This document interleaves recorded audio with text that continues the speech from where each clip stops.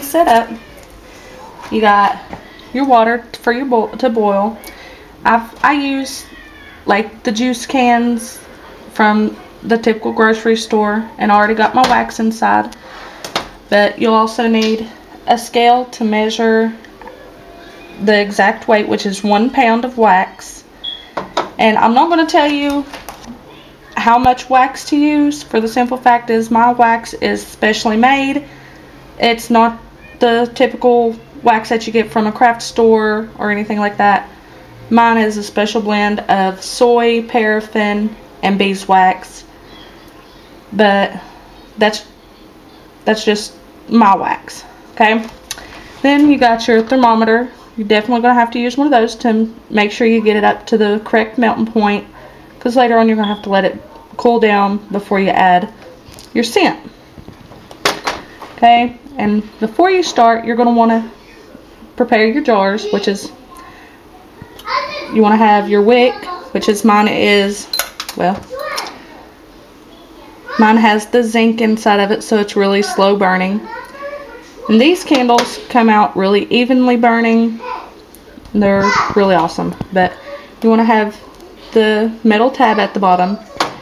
And me, I use a hollowed out pin. And I slip it in just like this.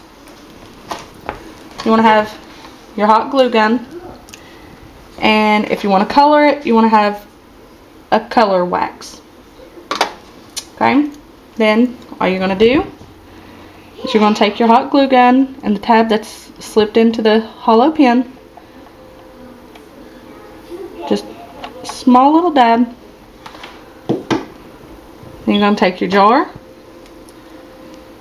stick it right down in there in the middle, and hold it for a few seconds. And the hot glue won't mess with any part of the candle because it's going to dry. It don't melt after you burn it or anything. Those are stuck. They're going to stay.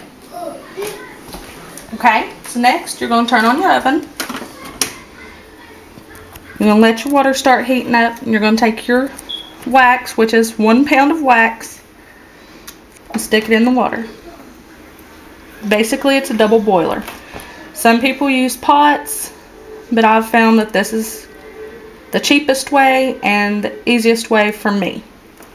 You might have your own ways to melt the wax, but this is mine. And if it's easier for you, you can use it too. Then you're just going to sit there and let your wax melt. After your water starts boiling, your wax is going to melt. So basically now you're just having a waiting game.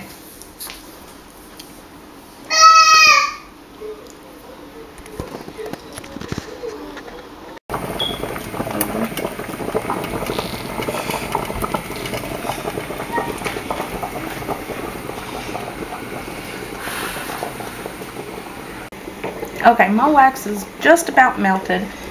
It's got just a little bit left, so I'm going to go ahead and I'm going to take just a little bit of color. Don't take much, depends on what you want, you know, your candles to look like. So I'm going to do little by little and let it melt to make sure I get what color I want. I'll go ahead and drop another color in there. Take my knife and we'll stir it up.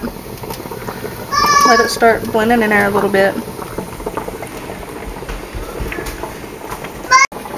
Okay, my wax is melted and it's just about, it's right at the temperature to take it off the heat. So me, I take, because these get a little bit hot at the top but not too hot, I just take 2 napkins and just carefully lift it up out of the water. Just sit it down. Turn off your heat.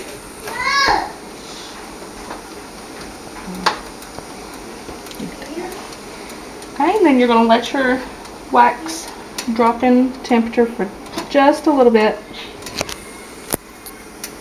before you add your scent. Mine is a 1 ounce bottle of Apple Jack and Peel.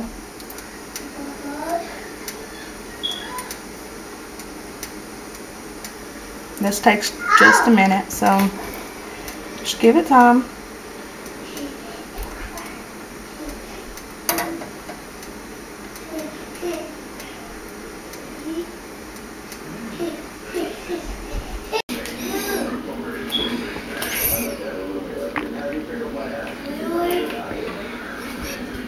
Okay, my wax is ready, so I'm take and open my scent. And I'm just gonna pour it in.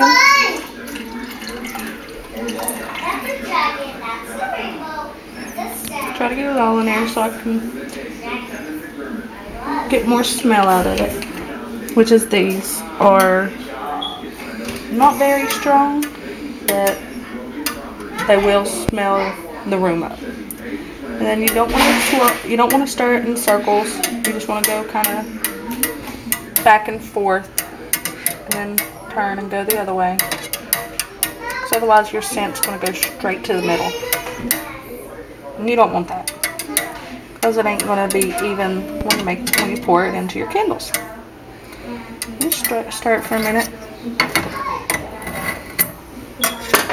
and you take my napkins again and take them over here.